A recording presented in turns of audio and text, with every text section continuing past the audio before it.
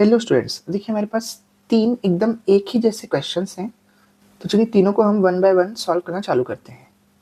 तो देखिए हमारे पास एक प्रिज्म का डायग्राम दिया हुआ है और उसमें एंगल ऑफ इंसिडेंस और एंगल ऑफ डेविएशन कौन कौन से हैं ये हमें बताना है। तो देखिए इसमें मैं बुक के human I and colourful world इस चैप्टर में एक डायग्राम दिया हुआ है, इसी का same reflection through a prism वाला। उस डायग्राम की हेल्प लेता हूँ और उससे कंपेयर करते हुए सीधा आंसर आपको बता देता हूँ। तो देखिए ये डायग्राम है, इसमें एंगल ऑफ इंसिडेंट मतलब देखिए यहाँ से ये लाइट आ रही है, तो नॉर्मल और ये जो लाइट आ रही है उनके बीच के एंगल को हम बोलते हैं एंगल ऑफ इंसिडेंस। तो यहाँ पे एंगल ऑफ इंसिडेंस जो है वो नंबर 1 हुआ। अब देख लेते हैं एंगल ऑफ डेविएशन।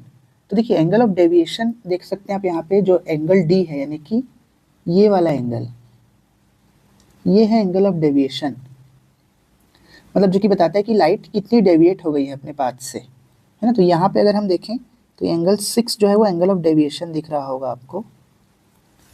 तो इससे कंपेयर करके हम डायरेक्टली आंसर दे सकते हैं कि जो एंगल ऑफ इंसिडेंस है वो है एंगल 1 और एंगल ऑफ डेविएशन ये है एंगल 6।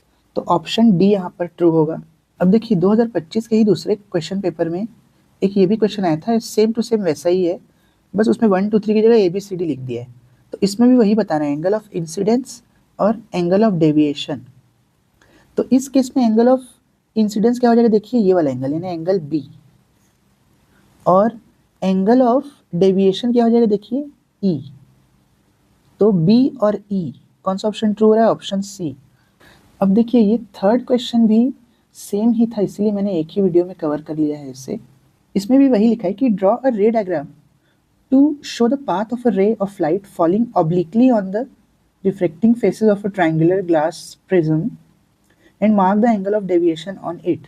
तो ये ग्लास प्रिज्म है, उसमें एक रे ऑब्लिकली आ रही है यानी टेढ़ी आ रही है 90 डिग्री पर नहीं, और ऐसे रिफ्लेक्ट हो जाती है।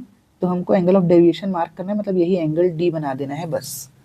तो आप ये वाला डायग्राम बनाएंगे और बस एंगल डी को शो कर देंगे, तो थर्ड वाले क्वेश्चन का भी सॉल्यूशन मिल जाएगा।